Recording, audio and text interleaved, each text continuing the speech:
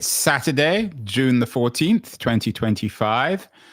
This may go out on Sunday the 15th.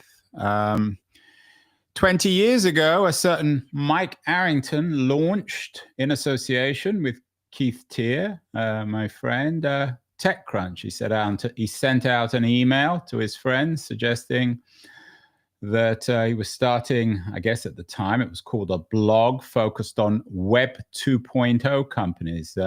Seems a long time ago. That history of Mike Arrington and of TechCrunch now is archaic. This week, TechCrunch supposedly shut its European office. It's changed hands many times.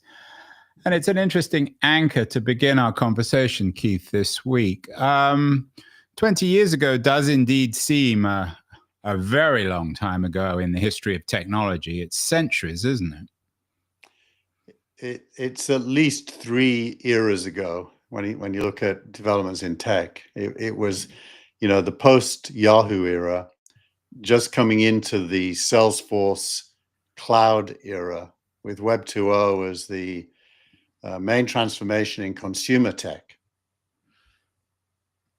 And you linked to an ex from Jay Wong, who's writing about this, saying people were talking about Web 2.0 back in 2005. It felt like Web 1.0 was just taking off with eBay and Amazon. I'm not sure what kind of a memory he has about, but he does make an important point that it's always easy to categorize history retrospectively. Everything always looks perfectly neat in hindsight, but back then it wasn't very neat, certainly not the neatness that it has today. Yeah, well, look, Web 1, which is a loose label really to describe, Alta Vista, Yahoo, Excite, InfoSeek, and Hotmail, and things like that. Web 1 was still massively dominant.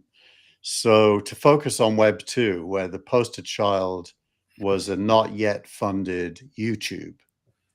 So what's the difference between Yahoo and YouTube when it comes to trends? And what we were doing in 2005 was looking at YouTube and making the case that represented the future more than Yahoo. And that's where the Web 2 label came from that set of thinking. Well, the label was invented by Tim O'Reilly, and I think Doherty not really. built. Well, the term came from. Well, O'Reilly ran with it.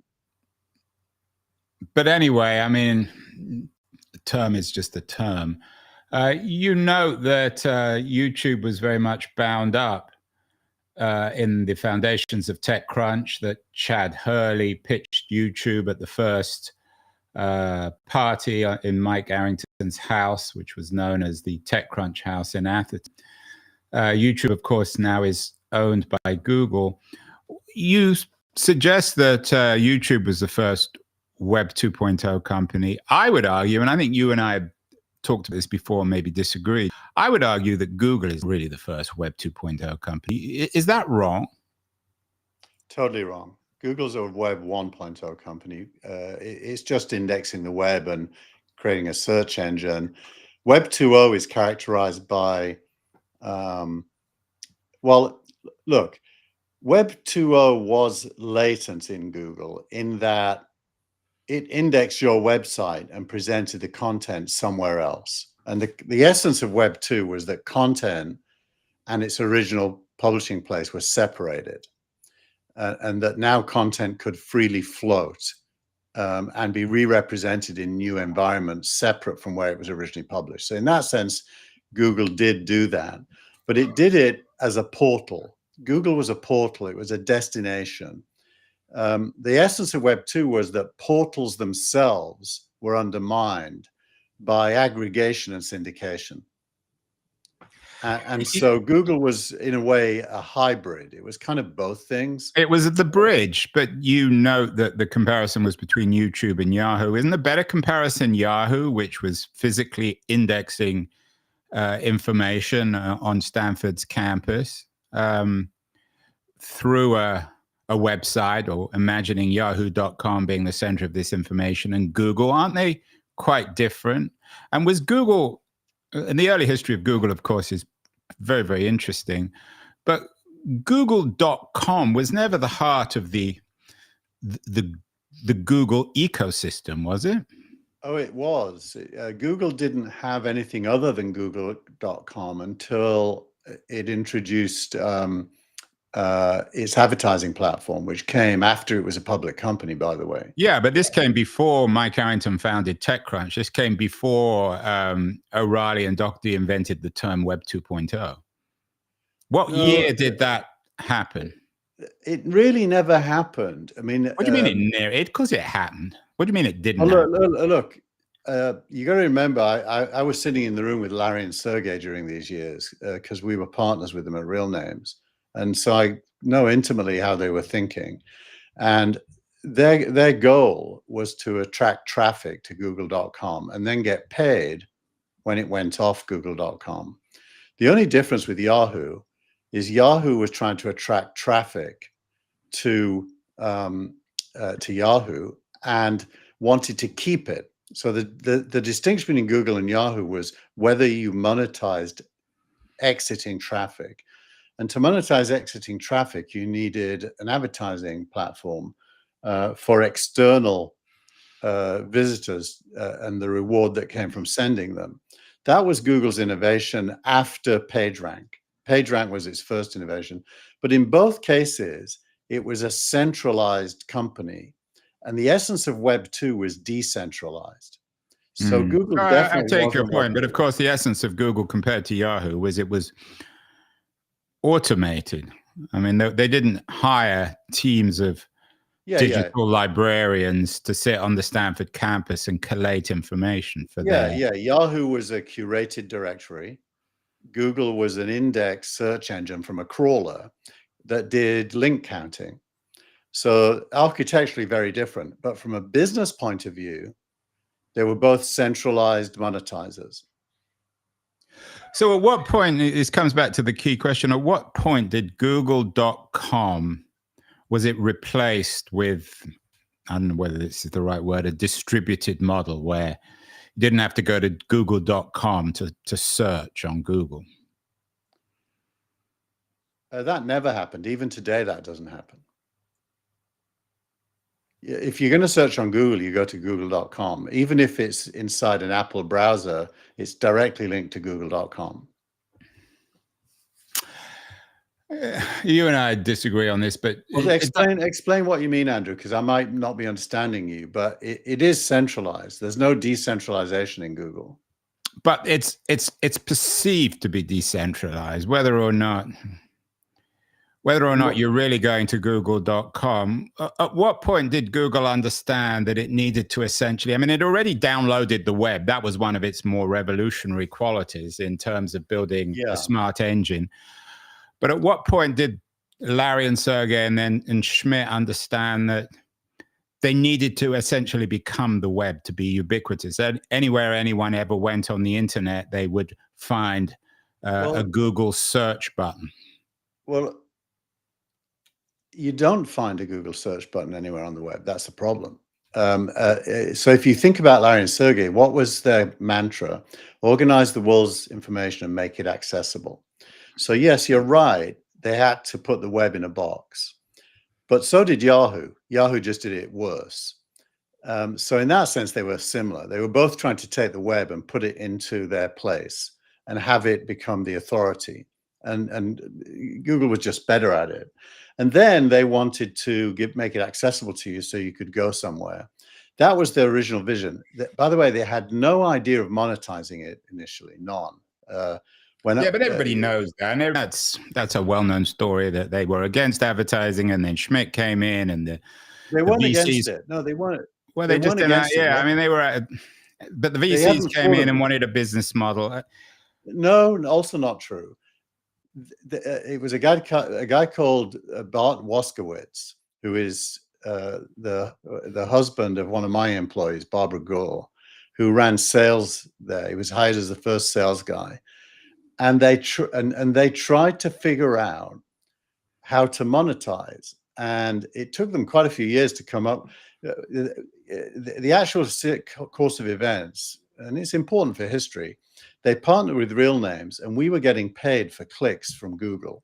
So the way it worked is, and this is before any revenue at Google, they would put my results at the top.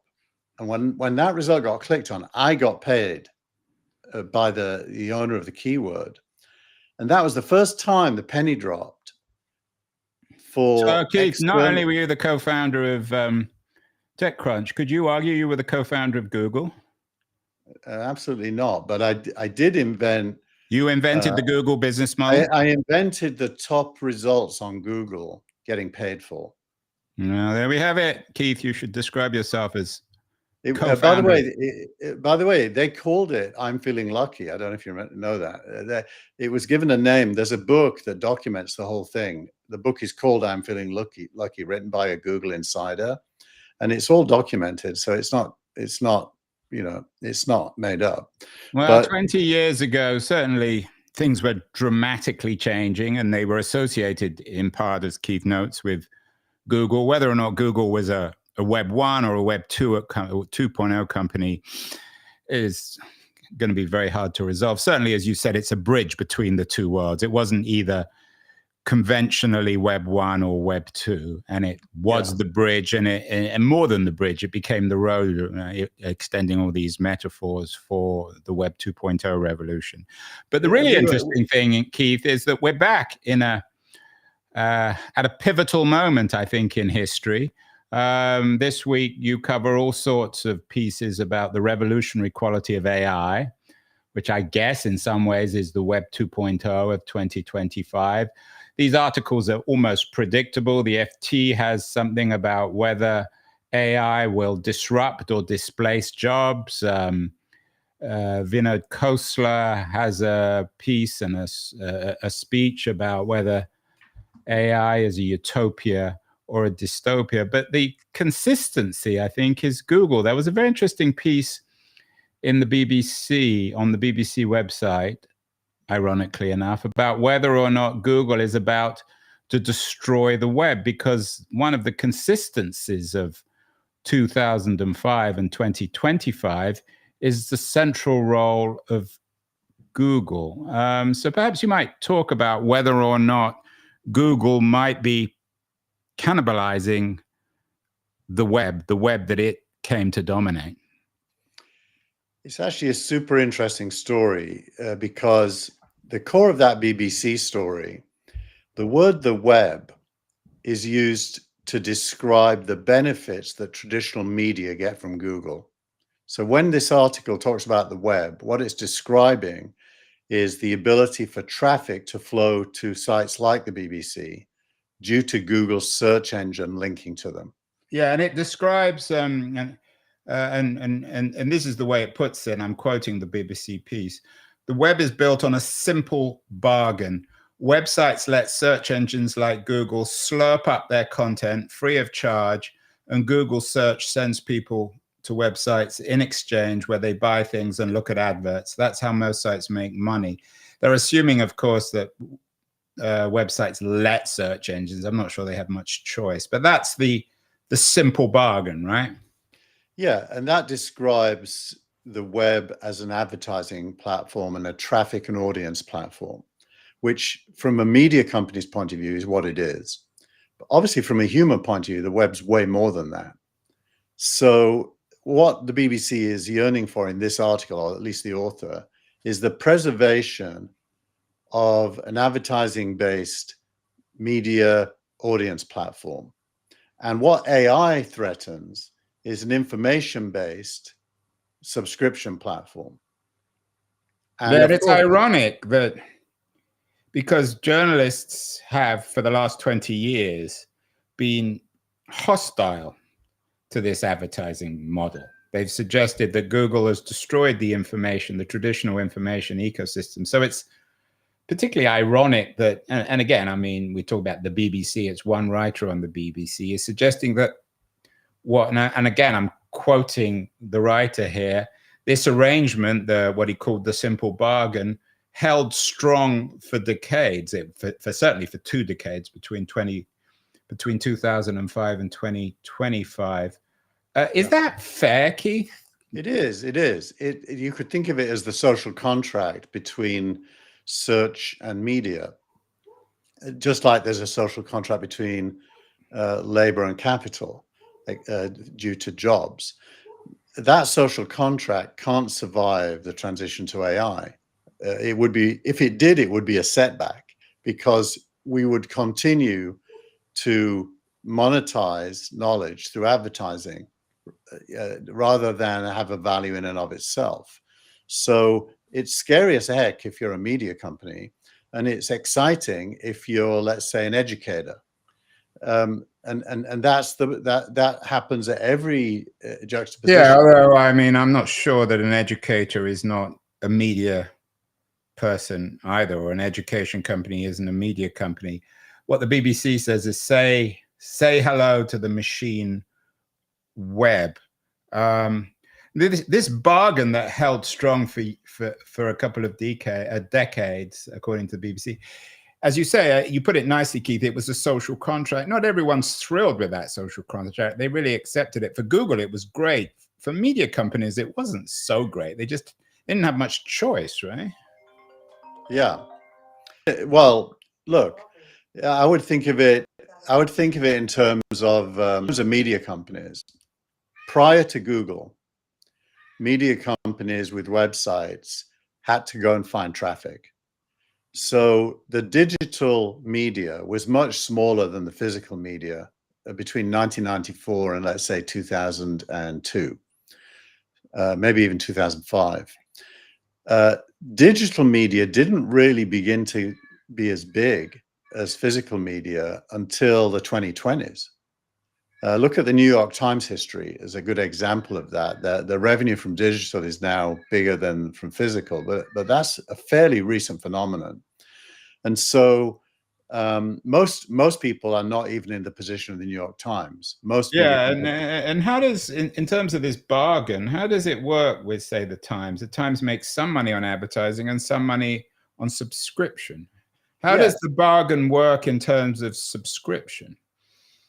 Traffic. It's a funnel. You know, inside the New York Times, somebody in the revenue department will have a funnel that looks at every click and how many of those clicks convert to subscriptions. And they'll do campaigns around that, and they'll try to optimize their content around that. So it's basically just building funnels. And what the BBC article points to is that funnel is about to be kneecapped by Google in Google's efforts to be relevant in the AI race. Right, and this is the really important point. And I'm quoting again from the BBC, on the 20th of May, 2025, Google CEO Sundar Pichai walked on stage at the company's annual developer conference. He said that Google is going further in terms of its development of AI. For those who want an end-to-end AI search experience, we are introducing an all-new AI mode. It's a total reimagining of search. What does that mean, Keith? And why does that put an end to this period between 2005 and 2025? Maybe we call it the Web 2.0 period. So AI mode produces results from training, not from an index.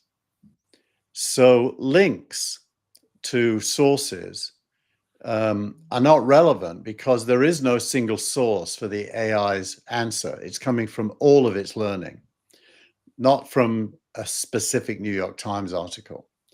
And so there are no links in AI mode unless Google forces them in, you know, as an advertising ploy, which if it does, will damage it, because no one really wants advertising in their AI results. So you end up with this binary decision, AI mode or search mode. And search mode, you can have this pipeline of conversion.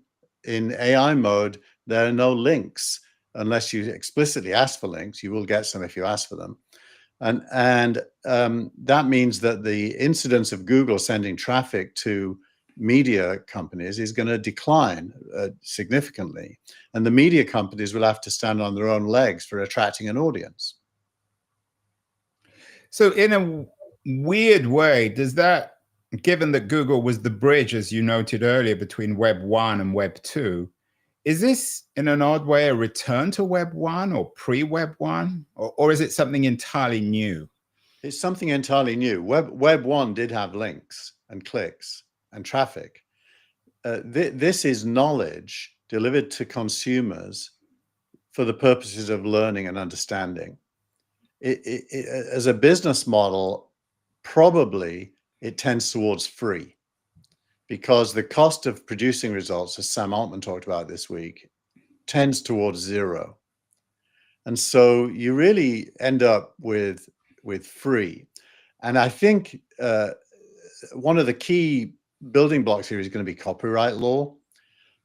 My belief is that the legal system will say it's fair use for an AI to train on public information.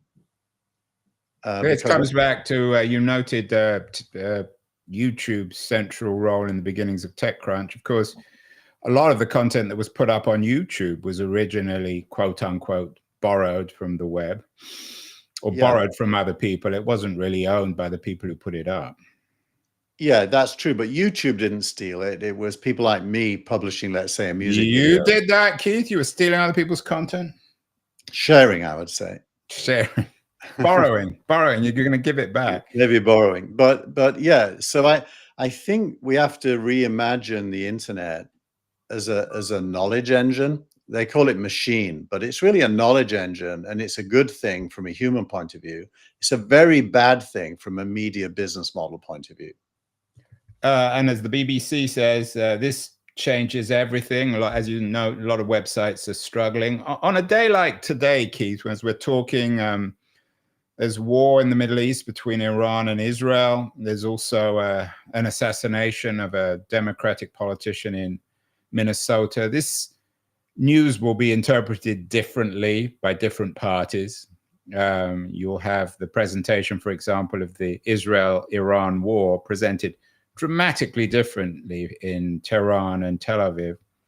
How does AI cope with that? You say that it will be machine produced, but will machines say, well, if you're in Tel Aviv, this is how we need to interpret the war, and if you're in Tehran, this is how we interpret it? Well, the AI is clever enough to do both. And remember, AI is not proactive, it's reactive. So it depends what the user asks for. If the user asks for a balanced understanding of different interpretations around the world, it will do what you just described. If the user asks for a strong pro-American opinion, it will do that. So the AI is capable of all of the above. But it depends how you ask it. I mean, very few people will say to an AI, give me a strongly pro-American version of what's happening in the Middle East. They'll put a question like, why did Iran invade Israel? Or why is Iran illegally trying to get a nuclear weapon? Well, my experience of using O3 Pro this week, which is the new recently launched one, is you have to pay $200 a month to be able to use it, is it will comprehensively scan, understand everything, including building in web search and research tools, and give you everything, and it'll leave you to decide opinions. There's no opinion really in AI. There's the ability to answer questions and research questions, and even analyze questions using programming and code. So it's a tool. At the end of the day, it's a tool. It's not a replacement for thinking. Do you think, though, that when historians of information and media politics look back, they'll see the late period of Web 2.0, shall we say 2015 to 2025, as a period of fake news where the Google web of links didn't work and got replaced by AI, and then AI cleaned that up and there's no longer any fake news? Or do you think it will be seen as a prelude to an age of increasing subjectivity? So I do think that Google's link counting stopped working roughly around 2010 as social media grew, especially Twitter, Facebook, LinkedIn. Interesting, yeah. And so you moved from a page-based internet to a post-based internet, and posts were short and ephemeral. and attention went away from the portals to social media feeds. You remember the old phrase, rivers of feeds? Yeah. The real-time web was a phrase often used starting around 2008, 2009. So when that happened, Google began to curate search results from an advertising point of view. And the top third of a Google search page was not search results at all. It was curated by Google for revenue purposes. And so Google morphed from a pure scientific-based search engine doing link counting into a monetization engine. And that's been true for a long time. And the results got worse and worse and worse as SEO companies gamed the search results using So server yeah, farm. and I think that's really important, Keith. I think, you know, sometimes I tease you for your tier-centric view of the world, but I think it's a very important observation. What should it teach us today? We're all eager to understand the future. Everybody wants to know whether AI will disrupt or displace jobs. Everyone wants to know whether it's a utopia or a dystopia. But we're all impatient for a future that is barely in the process of being born. What does the history of Web 2 and Google in particular, which is the dominant, whether it's the dominant Web 2 company or the dominant tech company of the age, what should it teach us about our impatience of trying to figure out the future? Well, figuring out the future is a game of risk and probabilities. Well, and if So not, if you're only if you're an investor, if we just want to understand what's going to happen. even then, you know, you're guessing based on trends. So if you ask me, I'll have an opinion, but almost for sure, your opinion and my opinion will there'll be a Venn diagram, and the overlap could either be thin or thick, depending how obvious things are. You know, so if I say there are going to be robots capable of doing domestic tasks within the next 10 years, you and I might agree completely. If I said there's going to be robots replacing pretty much every manual job within 5 years, we might disagree. Okay, I take your point, but you're not getting the question. I'm asking you, what does history teach us about how long it takes for a technology? Because you were already saying these kind of things. You and I had many conversations. Steve Gilmore got it. A few people got it back in 2010. But it's taken 15 years for the thing to manifest itself so most people begin to understand it. What does that tell us about this new AI age? How long is it going to take? Will it be another 15 years? Will we be doing this? Hopefully, we'll be doing this show in 2040 and talking about the reality of an AI age then. Well, there's a famous way of thinking about that called an S-curve. An S-curve is a horizontal curve, like a figure S, and it basically describes the early adoption of a technology leading to extrapolations. We're probably there right now with AI, and then the actual product kicks in and usage kicks off. So the S-curve goes up through adoption. And then at some point, there's a kind of a pause, and it slightly goes down again while you digest it. And after that, it goes up again. And these S-curves tend to last 2 decades. So you're definitely not at the end game at the start of the S-curve. You're just at the beginning. But you can already see the whole play, if you will. The script's already there. But there's execution and operational excellence has to happen to turn potential into reality. For example, we all knew that TV wouldn't be broadcast in 1994. In 1994, when Warner Brothers was focused on interactive TV, I was writing stuff saying TV is going to be separated from broadcast and time won't matter anymore. In 1994, it really didn't become true until TiVo. And so you need actual companies to do things to make potential turn in reality, which is why the hostility to big tech is so flawed. Unless you have tech doing things, none of this stuff becomes real.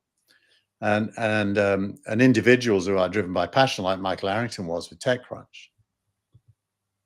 Yeah, although I'm not sure everyone would agree. Use the word passion, maybe other words. In other words, when the BBC says, say hello to the machine web, it's going to be a long hello. It's going to take years. And you talk about big tech.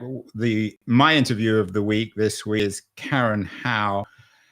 Her book, Empire of AI, Dreams and Nightmares, and Sam Altman's OpenAI is already a bestseller. It's having an enormous influence. She's very critical of OpenAI and its imperial aspirations and consequences.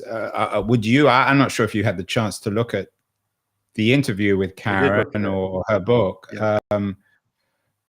So look, in the early, you've always been very hostile to AI, of critics of big tech, but doesn't she have a point here? I mean, especially given the last 20-year history of the way in which big tech, Google and Facebook have corroded democracy and our information ecosystem.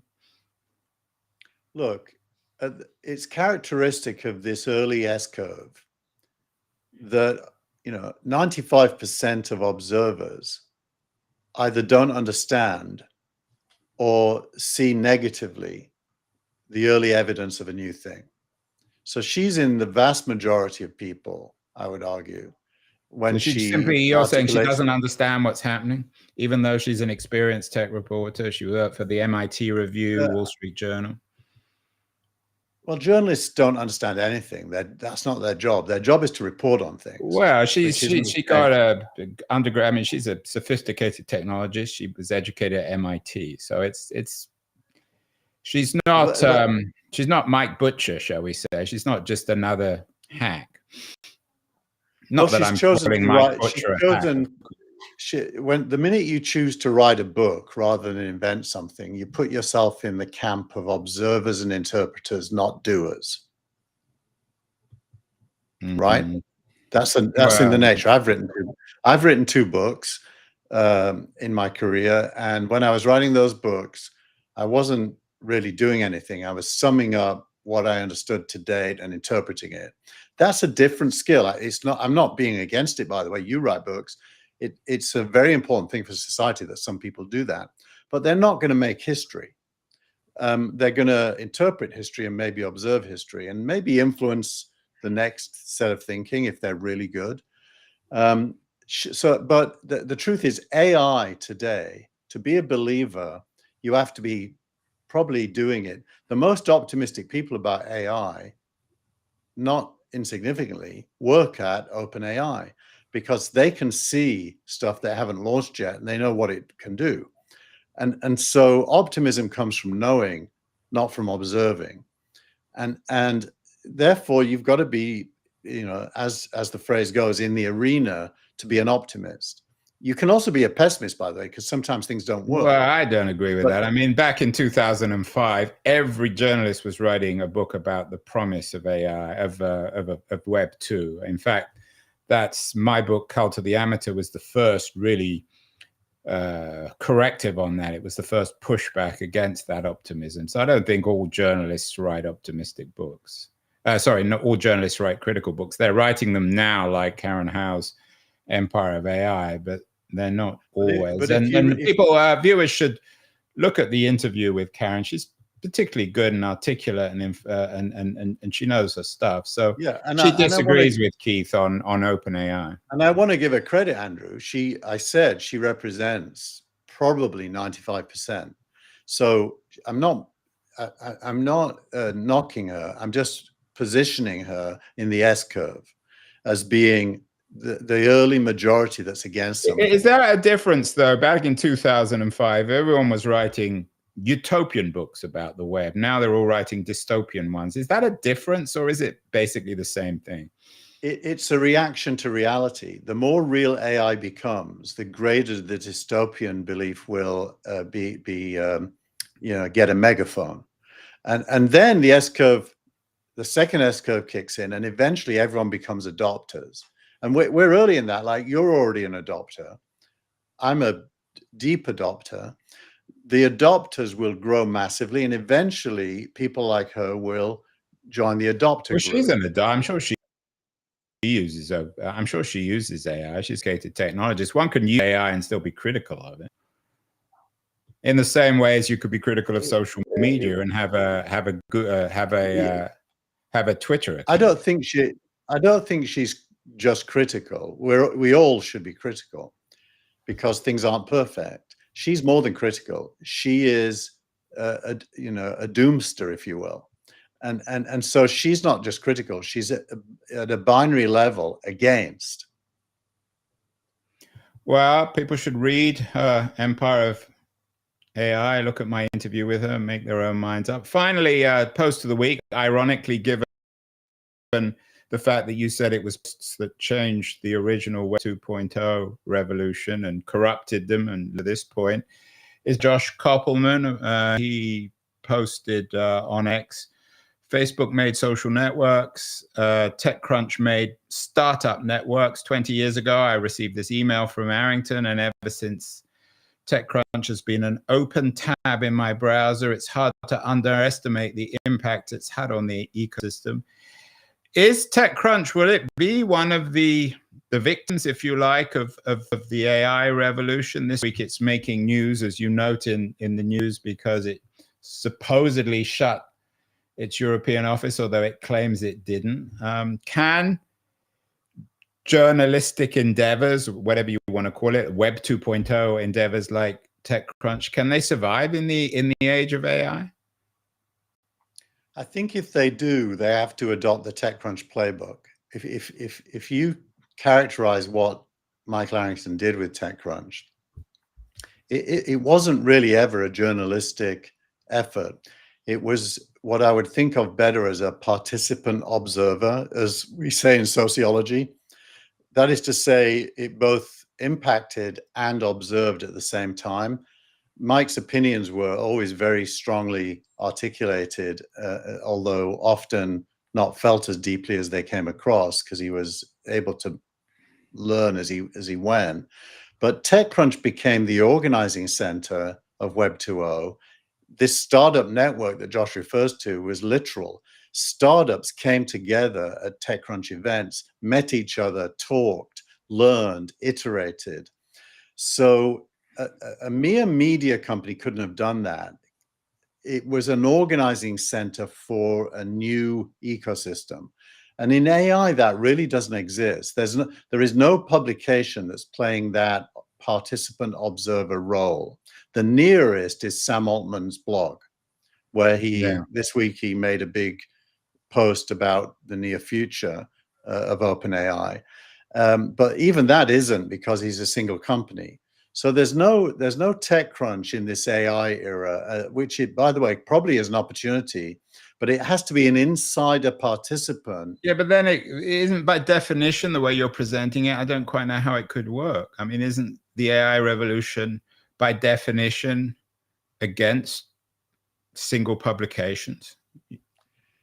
No, I don't think so. It's against single publications as sources of knowledge, but it's not against. TechCrunch wasn't, in that narrow sense, a publication. TechCrunch was the platform on which Web 2.0 came together. Very different to, say, Tim O'Reilly's Web 2 conference, which was literally just an event. TechCrunch was an organizing center. TechCrunch Disrupt was where every VC, every company came and talked to each other. And so in that sense, it was way more than a publication or an events company. Yeah, as Arrington said in that original note, we're also launching a new business weblog called TechCrunch. Hearing about new companies every day, and I realized that there is no place to go to see profile new services. So that's what he was doing. It will be interesting to see, Keith. We're in this early age, may last another 15 years, but the web as we know it is finished, at least in the long term, and it's going to be replaced by AI. We will be reporting on this on our weekly That Was the Week show over the years. So we will be doing it for the next 15 years, Keith, and by that time, there'll be something else. So keep well. I don't think we're going to do a show next week because I'm in London, but we will see you all in 2 weeks. So Keith, keep well, keep reporting, and we will talk in a couple of weeks.